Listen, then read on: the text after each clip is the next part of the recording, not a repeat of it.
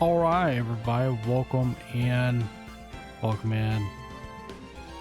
It is finally time for me to start my Ace Attorney journey as I left off this time. So, as you say, this is a trilogy of games, but like in my Discord, I only posted all the cases of the first game because I don't know like how involved y'all was gonna be in it. So I'm going to mainly play the first game in all its cases, and then if y'all like it enough and want to see it come back, then I will make it like a community thing. But I am still gonna do like I said, and there are people that did want to voice characters. As far as I know, that the characters, as they said, they don't show up till later. Hi Sakura, welcome in. How are you? But I know some people were scared to voice characters because, you know, they're worried about like how people perceive them, but it's okay. It's like, if you want to watch me make a fool of myself voicing these characters, and maybe that'll make you more comfortable in the later cases or games to voice characters, then by all means. I'm worn out. Oh, I'm sorry to hear that, Sakura. Hopefully you get to have some rest now, because right now you get to watch me lawyer it up, and we're gonna, how much should I say? Oh, hopefully it didn't hurt all. Hi Printer, welcome in. Thank you for the day. There are 5 of them. Oh my lord. Okay, so we're gonna get this started, and I'm gonna try my best to objection. That's right, we're gonna throw a lot of objections our way and a lot of hold it's. So we're gonna start with the tutorial case, which is the first Turnabout. So if anyone does not know about Phoenix Wright, this is a point and click type lawyer game where you find clues to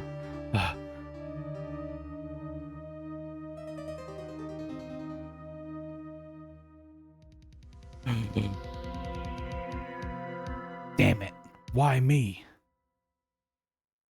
I can't get caught, not like this. I've got to find someone to pin this on. Someone like him. I'll make it look like he did it.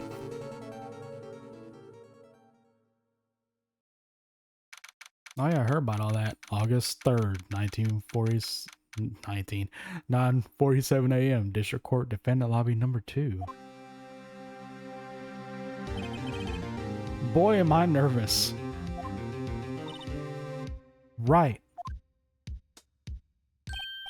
Oh, hiya, Chief. Whew, I'm glad I made it on time. Well, I have to say, Phoenix, I'm impressed. Not everyone takes on a murder trial right off the bat like this. It says a lot about you, and your client as well. Thanks. Actually, it's because I owe him a favor. A favor? You mean you knew the defendant before this case? Yes. Actually, I kind of owe my current job to him. He's one of the reasons I became an attorney. Well, that's news to me. I want to help him any way I can. I just really want to help him. I owe him that much. It's over. My life, everything, it's all over. Is that your client screaming over there? Yeah, it's him. Death, despair, oh. I'm gonna do it. I'm gonna die. It sounds like he wants to die. Yeah. Nick. Hey there, Larry. Dude, I'm so guilty. Tell them I'm guilty. Give me the death sentence. I ain't afraid to die. What? What's wrong, Larry? Oh, it's all over. I'm finished. Finished. I can't live in a world without her. I can't. Who? Who took her away from me, Nick? Who did this? Oh, Nick, you gotta tell me.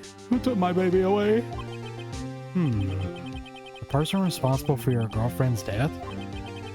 The newspapers say it was you. My name is Phoenix Wright. Here's the story. My first case is a fairly simple one.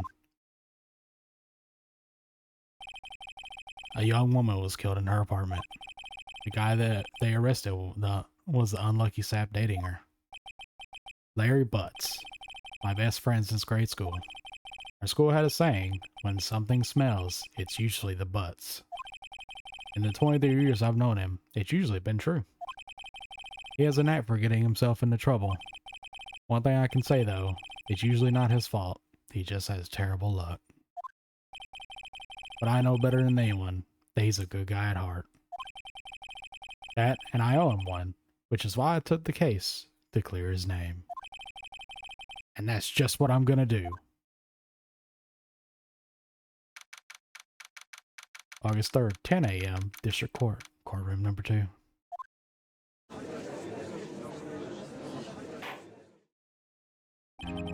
Court is now in session for the trial of Mr. Larry Butts. The prosecution is ready, Your Honor. The, defense is ready, Your Honor. Ahem. Mr. Wright, this is your first trial, is it not? Yes, Your Honor. I'm, a little nervous. Your conduct during this trial will decide the fate of your client. Murder is a serious charge. For your client's sake, I hope you control your nerves. Thank you, Your Honor. Mr. Wright, given the circumstances, I think we should have a test to discern your readiness. Yes, Your Honor. Handshaking, eyesight fading. The test will consist of a few simple questions. Answer them clearly and concisely. Please state the name of the defendant in this case. Larry Butts. The defendant? Well, that's Larry Butts, Your Honor. Correct. Just keep your wits about you and you'll do fine. Next question. This is a murder trial. Tell me, who's the victim's name? Whew, I know this one. Glad I read the case report cover to cover so many times. It's... Wait. Uh-oh. Oh, no way, I forgot. I'm drawing a total blank here. Phoenix, are you absolutely sure you're up for this? You don't even know the victim's name? Oh, the victim? Of course. I know the victim's name. I, just forgot. Temporarily.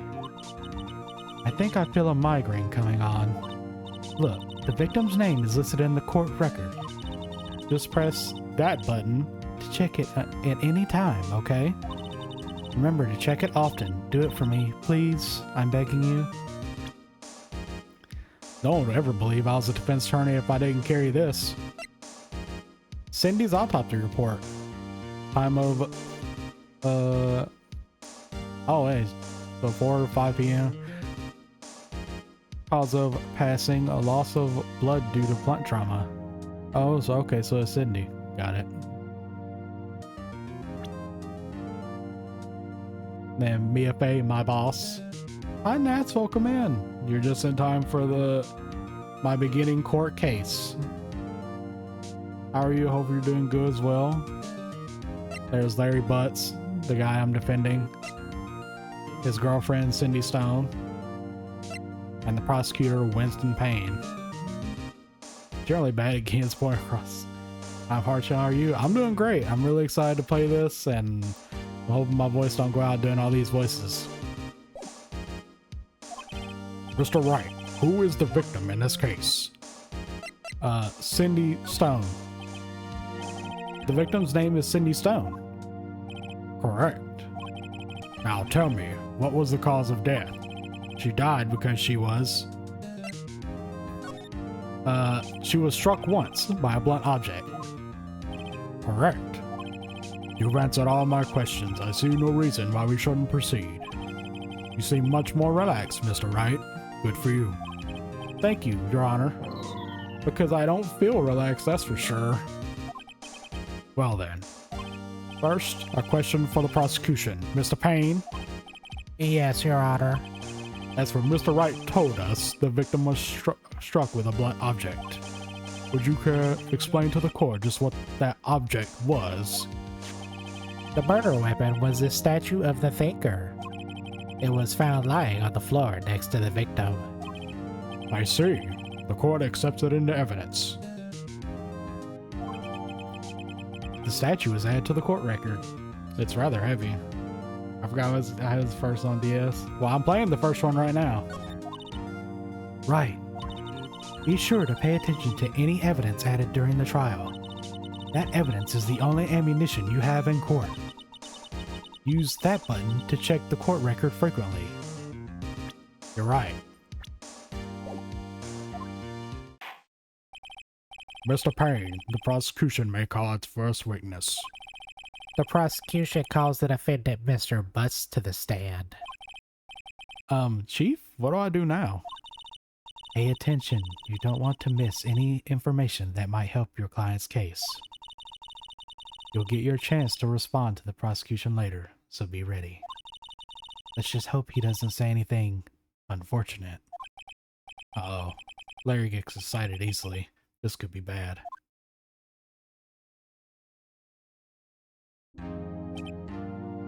Ahem. Mr. Butts, is it not true that the victim had recently dumped you? Hey, watch it, buddy. We were together. We were Romeo and Juliet, Cleopatra and Mark Antony. Didn't they all die? I wasn't dumped. She just wasn't taking my phone calls or seeing me ever. What's it to you anyway? Mr. Butts, what you describe is generally what we mean by dumped. In fact, she had completely abandoned you and was seeing other men. She had just returned from overseas with one of them the day before the murder. What do you mean, one of them? Lies. All of it lies. I don't believe a word of it. Your Honor, the victim's passport. According to this, she was in Paris until the day before she died. Passport is added to the court record. The victim apparently arrived home from Paris on 7/30. On August 30th, it's July 30th. The day before the murder. Indeed. She appears to have returned the day before the murder. Dude, no way. The victim was a model, but did not have a large income. It appears that she has several sugar daddies. Daddies? Sugar? Yes, older men who gave her money and gifts. She took their money and used it to support her lifestyle. Dude! We can clearly see what kind of woman this Miss Stone was. Tell me, Mr. Butts, what do you think of her now? Right. I don't think you want him to answer that question. Yeah, Larry has a way of running his mouth in all the wrong directions. Should I...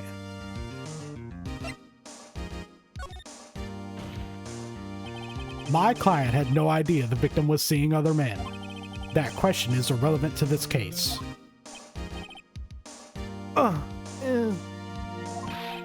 Dude, Nick, what do you mean irrelevant? That cheating she-dog. I'm gonna die. I'm just gonna drop dead. Yeah, and when I meet her in the afterlife, I'm going to get to the bottom of this. Oh no. Let's continue with the trial, shall we? I believe the accused motive is clear to everyone. Yes, quite. Oh boy, this is so not looking good. Next question. You went to the victim's apartment on the day of the murder, did you not? Nope. Well, did you or did you not? Well, maybe I did, and maybe I didn't. Oh, he went. What do I do? I know. I'll send him a signal. tell the truth. Yeah, I was there. I went. Order. Well, Mr. Butts.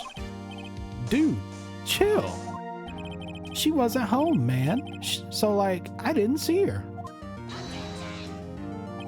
Your Honor, the defendant is lying. Lying?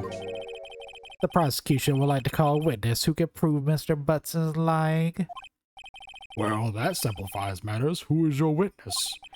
The man who found the victim's body just before making the gruesome discovery. He saw the defendant fleeing the scene of the crime. Well, that's not good. Order. Order in the court. Mr. Payne, the prosecution may call its witness. Yes, Your Honor. This is bad. On the day of the murder, my witness was selling newspapers at the victim's building. Please bring Mr. Frank Sawit to the stand.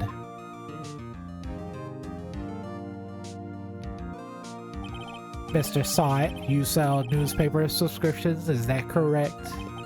Oh yes. Newspapers, yes. Mr. Sawit, you may proceed with your testimony. Please tell the court what you saw on the day of the murder. Witness testimony. I was going door to door selling subscriptions when I saw a man fleeing an apartment. I thought he must be in a hurry because he left the door half open behind him. Thinking it strange, I looked inside the apartment. Then I saw her lying there, a woman, not moving, dead. I quailed in fright and found myself unable to go inside. I thought to call the police immediately. However, the phone in her apartment wasn't working. I went to a nearby park and found a public phone. I remember the time exactly. It was 1 p.m. The man who ran was, without a doubt, the defendant sitting right over there.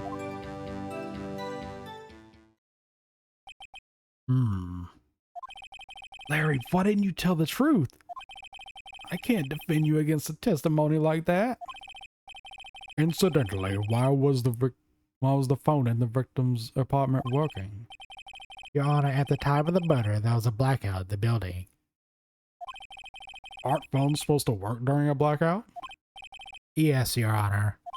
However, some cordless phones do not function properly. The phone that Mr. Sawit used was one of those. Your Honor, I have a record of the blackout for your perusal. Alright. The blackout was from noon to 6 p.m. Wait a minute. How can the phone ring if there's a blackout?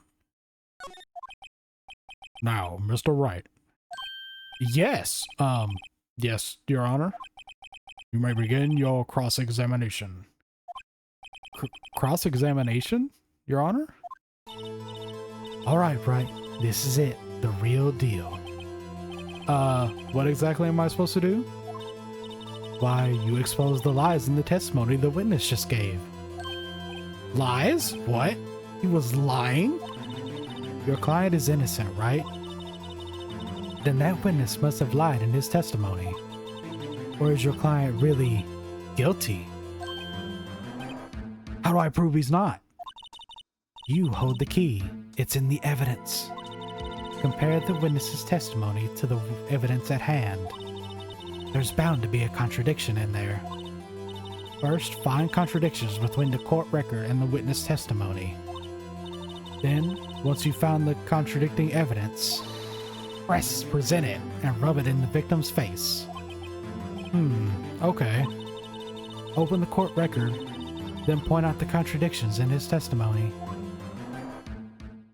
Alright. So now we're cross-examining the witness. I was going door to door, selling subscription when I saw a man fleeing an apartment.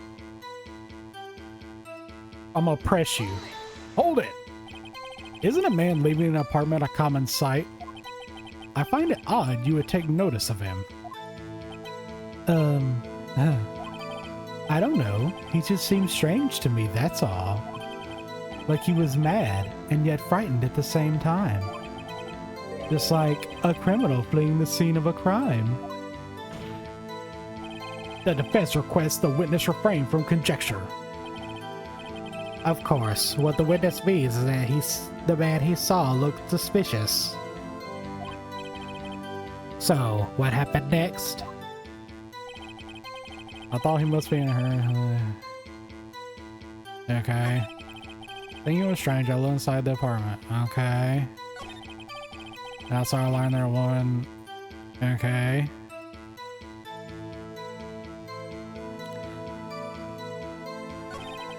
I quote him frightened. Okay. Immediately. However, the phone in her apartment wasn't working. Wait.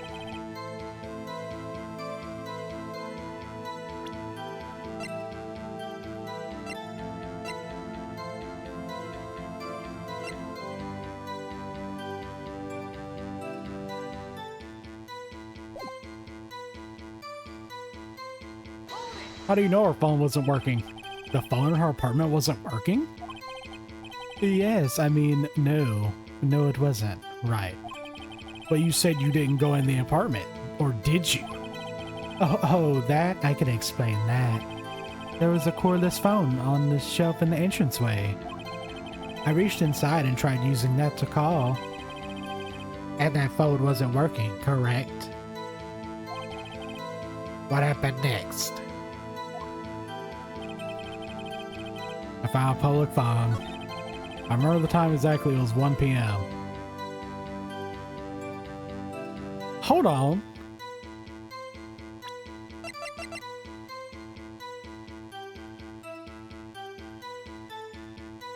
Do I press him on this?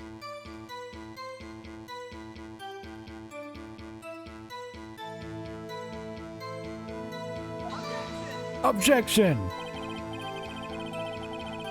This evidence clearly reveals contradiction in that statement, Your Honor. How exactly are the evidence and that statement just now related? They aren't, are they? Not at all. Mr. Wright, please think the facts before making accusations. I don't think that won me any points to the judge. Hi, Jeremy. Welcome in.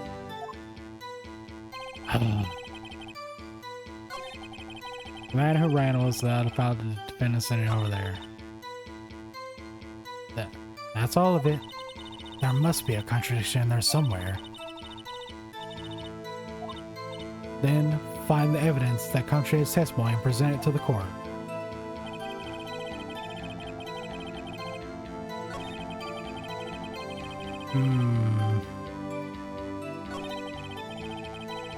I'm doing good, Jeremy, and I hope you are too.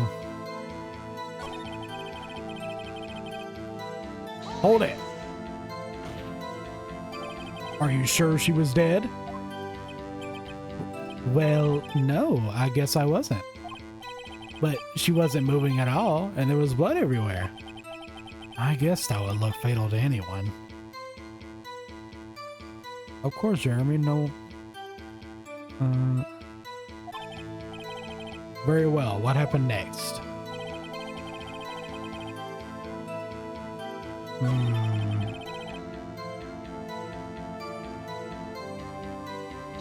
Hold it.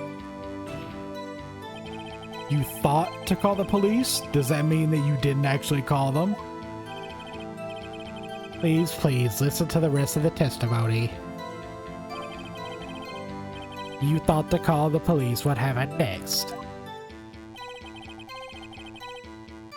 I know, I can't believe September either.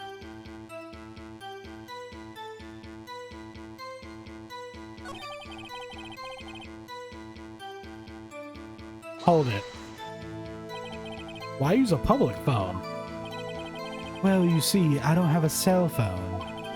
And being the middle of the afternoon, there was no answer at the nearby apartments. Ah, right. What time did you call again?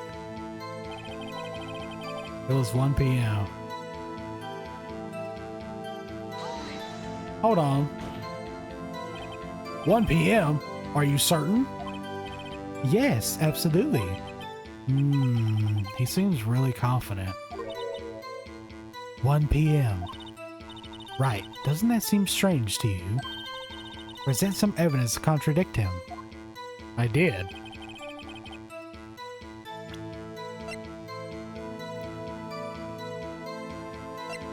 Like this one.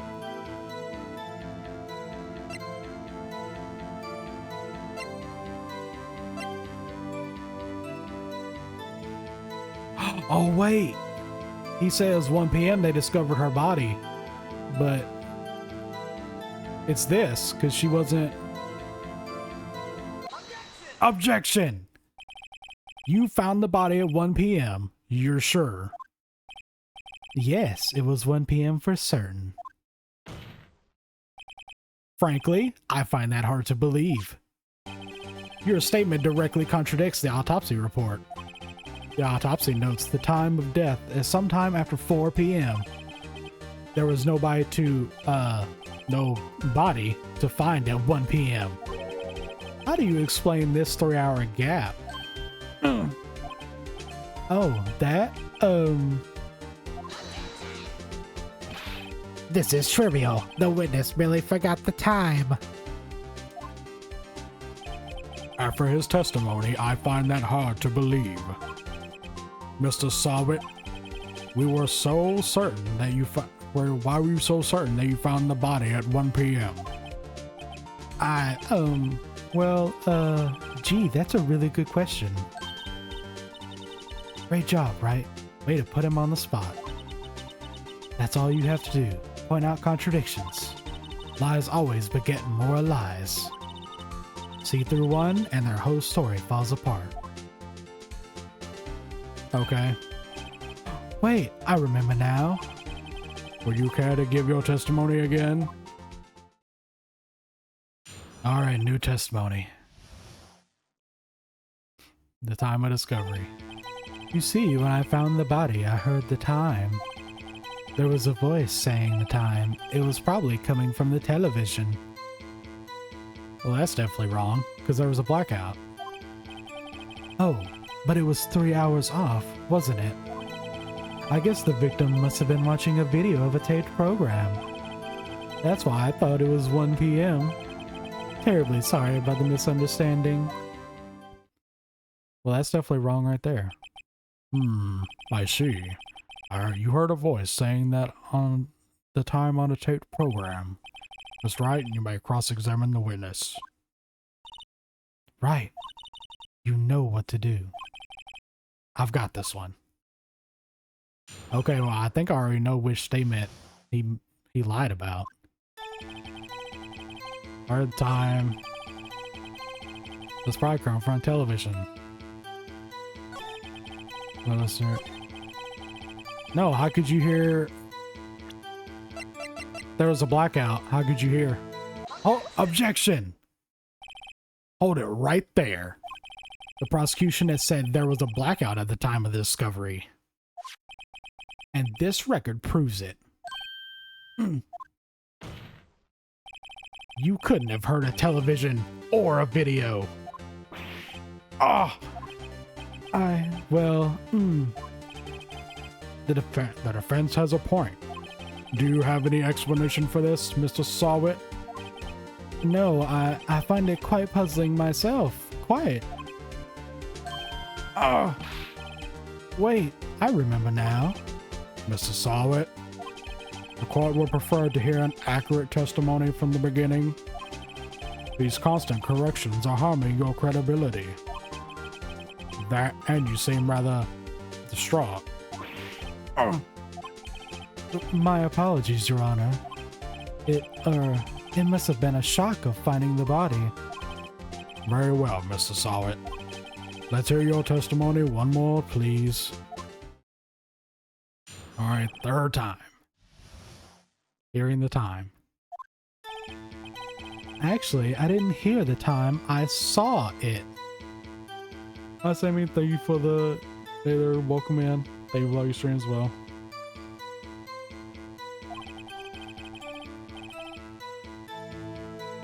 There was a table clock in the apartment, wasn't there? Yeah, the murder weapon. The killer used it to hit the victim. That must have been what I saw. Well, that was a lot of interesting, information. You saw a clock? I guess that would explain it. Mm-hmm. The defense may cross-examine the witness. Gladly. This lawyer's me right now. Okay. Actually, I didn't hear the time I saw it. There was a table clock in the apartment, wasn't there? I don't think there was. The murder weapon, the killer used it to hit the victim. How would you know that? Hold it! The murder weapon? Yes, the table clock that was used as a weapon.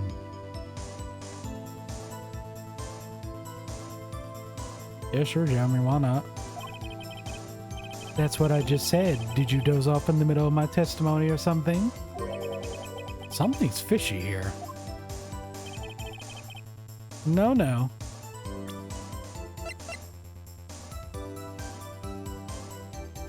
Objection! Wait just a moment. The murder weapon wasn't a clock. It was this statue.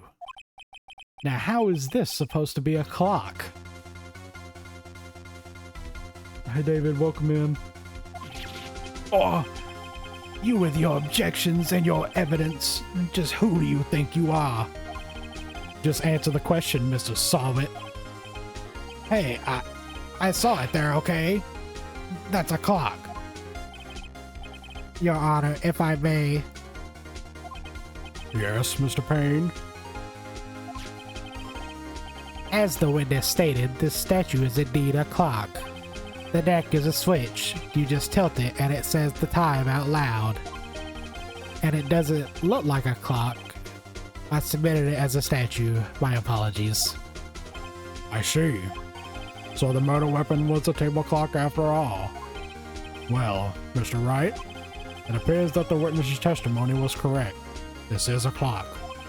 Do you have any problems with his testimony now? Yes, I do. Your Honor, there is a gaping hole in that witness's testimony. The only way he could have known the weapon was a clock is to hold it in his hand. Yet the witness testified that he never entered the apartment. Clearly a contradiction. Indeed. The witness knew it was a clock because he went into the apartment. You're lying. You were inside the apartment on the day of the murder. Oh yeah? Prove it. Prove I went in there. I'll do better than that. I can prove you were the one who killed her. You struck her with the clock, and the shock of the blow triggered the clock's voice. That was the sound you heard. Order in the court. Intriguing. Please continue, Mr. Wright. Yes, Your Honor. Mr. Sawit, the sound must have left quite an impression on you. Understandable, since the murder weapon spoke just as you hit the victim. That voice was burned into your mind. That's why you were so certain about the time. What's the meaning of this? This is all baseless conjecture. Baseless? Just look at the witness's face. Would the witness care to elaborate? Did you strike the victim with the clock? That day, I never... Look, the clock, I heard no, I saw... He just threw his dang hair at me. Shut up, shut up, shut up! I hate you. It was him, I tell you. I saw him. He killed her, and he should burn, give him death.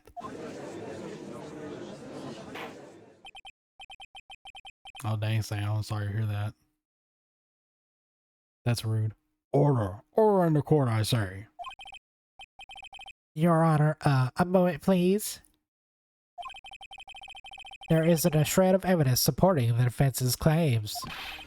Mr. Wright, Your Honor, you claim the sound of the witness heard came from the clock. Do you have any evidence? No case is writing on this. I'd better think of it through carefully. Your Honor, the sound Mr. Sawit heard was definitely this clock. A fact which is clear if you simply examine the clock's batteries. All you have to do is examine the batteries.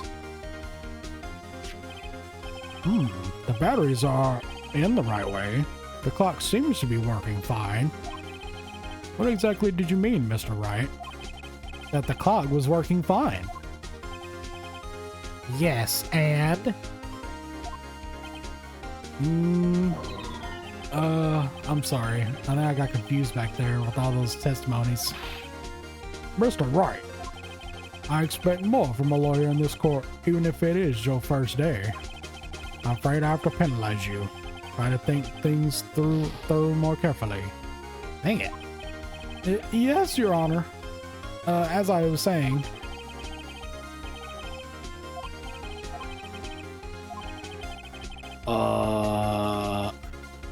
okay, let's try sounding it then. Oh, nice, girl. Try sounding it. Let's sound the clock now, here in this court. Your Honor, may I have the clock? I ask the court to listen very carefully. Beep. I think it's 8:25. That certainly is a strange way to announce the time. Well, he is the thinker, after all.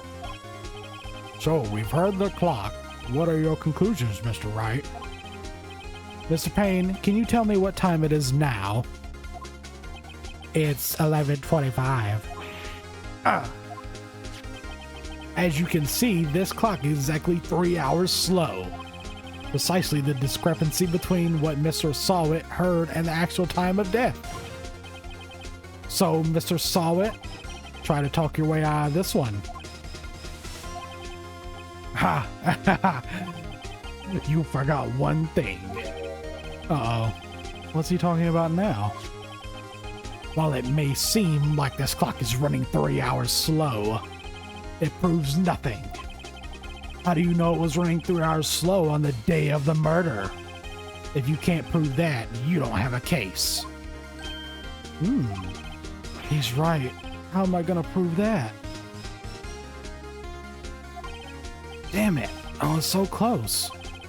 Mr. Wright, it seems you lack the critical evidence to support your claim. Yes, Your Honor. This means I cannot let you indict the witness. Unfortunately, this ends the cross-examination of Mr. Frank Sawit. I come all the way down here to testify and look what happens. You treat me like a criminal. A criminal! You lawyers are all slime. Ugh, I almost had him. Sorry, Larry. I failed you. There's nothing I can do about it now. Not so fast, Mr. Sawit. Chief? Listen up, Wright. Don't throw this one away. Not like this. Think. But, Chief, it's over. I can't prove the clock was slow the day of the murder. Actually, I can. Nobody can prove that. Well, yes. But that doesn't mean you can't still win. Try thinking outside the box. Don't waste time doubting the facts. Assume the clock was 3 hours slow and think through it. Ask yourself, why was the clock 3 hours slow? Figure out the reason and you'll have your proof. Right? Can you think of a reason as to why the clock would be 3 hours slow? Actually, I can. Wait! Maybe I can prove it. You must have evidence somewhere that can prove it, right? Find it and let them have it. Well, Mr. Wright, you say the clock was already running slow on the day of the murder. Have you found evidence to support this claim? Of course. There is a piece of evidence in the court record that can prove my claim without beyond a doubt. Ha! Tough words. Let's see you pull this off. Let's see the evidence that proves why the clock was running slow. The passport, because she got home from Paris. Take that! The victim had just returned home from abroad the day before the murder. As we all know, the time difference between here and Paris is 9 hours. When it's 4 p.m. here, it's 1 a.m. the next day there. The clock wasn't 3 hours slow, it was 9 hours fast. The victim hadn't reset her clock since returning home. That's why the time you heard when you struck her dead in her apartment was wrong. Proof enough for you, Mr. Saw It? Or should I say, Mr. Did It? Oh.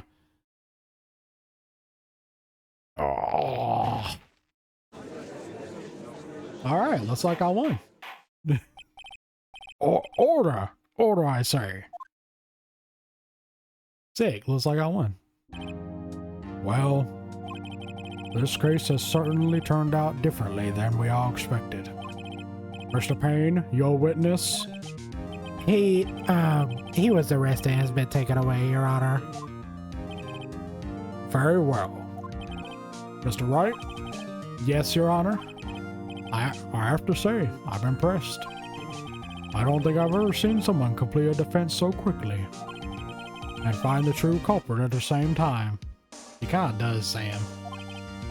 Thank you, Your Honor. At this point, this is only a formality, but this court finds the defendant, Mr. Larry Butts, not guilty. Let's go, I won. I freed you, Larry. And with that, this court is adjourned. Let's go, I won my first case. It turns out that Frank Sawit was a common burglar. He posed as a newspaper salesman to check and see when people were out of the house. That day, when Larry went to her apartment, the victim wasn't home. After he left, Mr. Sawit let himself in to do his dirty work. While he was searching her place, the victim returned. Flustered, Mr. Sawit grabbed the nearest blunt object he could find.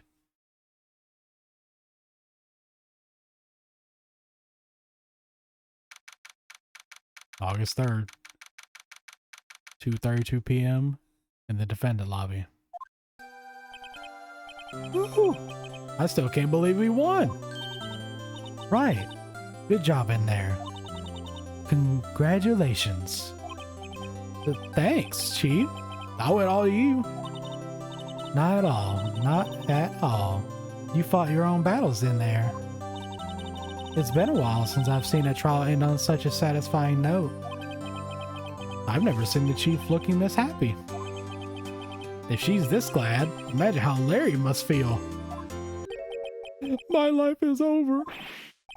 Larry, you're supposed to be happy. What's wrong now? Aw, Nick. Don't worry about me. I'll be dead and gone soon. Good. Wait, no. I mean, bad. Larry, you're innocent. The case is closed. But my Cindy Wendy's gone, man. Gone forever. Larry, she was a... Nah, never mind. Congratulations, Harry. Harry? Yes, you. I can practically see the headlines now. Harry Butts, innocent. Thanks. I really owe you one. I won't forget this, ever. Let's celebrate. Dinner, movie, my treat. Oh, no, I couldn't. Hey, I was the one who got you off the hook. Oh, hey. Here, take this. It's a present. Harry Butts being innocent. Actually, his name is Larry. Larry Butts. A present?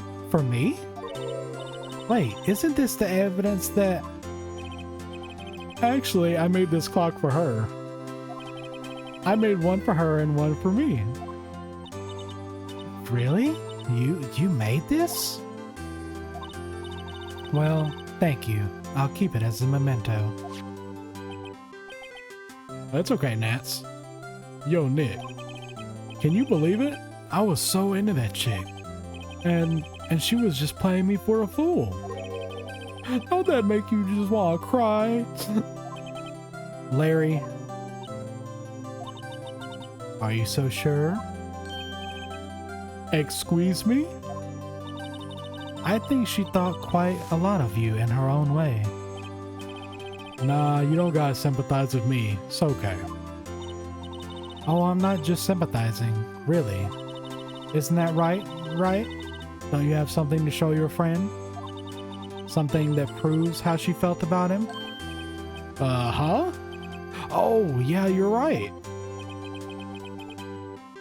She's talking about this. Take that! Check this out, Larry. Proof positive you weren't just some chump to her. Huh? What about that clock? This is the clock you made for her, Larry. And she took it with her when she traveled. Whatever, she probably just needed a clock, that's all. You think so? It's a pretty heavy clock to take traveling. Well, make of it what you will. Hey, Nick.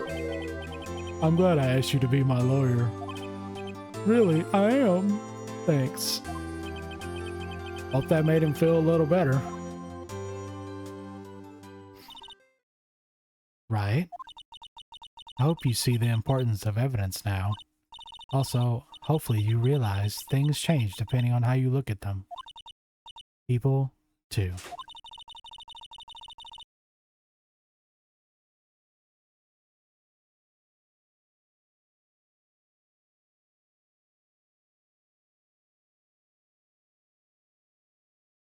We never really know if our clients are guilty or innocent. All we can do is believe in them. And in order to believe in them, you have to believe in yourself. Right?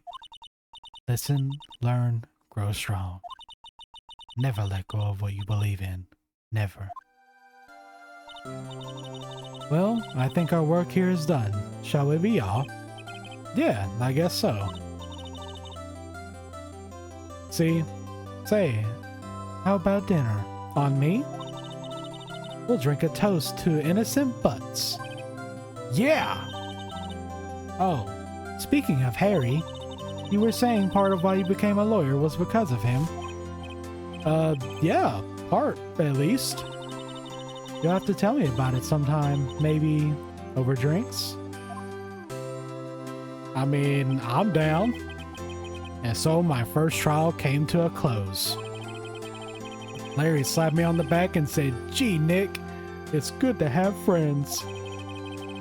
But I'm pretty sure he's not going to pay us, unless you count the clock he gave to Mia. I didn't know it then, but that clock was soon going to be at the center of another incident. And my promise to tell the chief about me and Larry would be one promise that I wouldn't be able to keep. Yeah, so we got one case down. Let's go.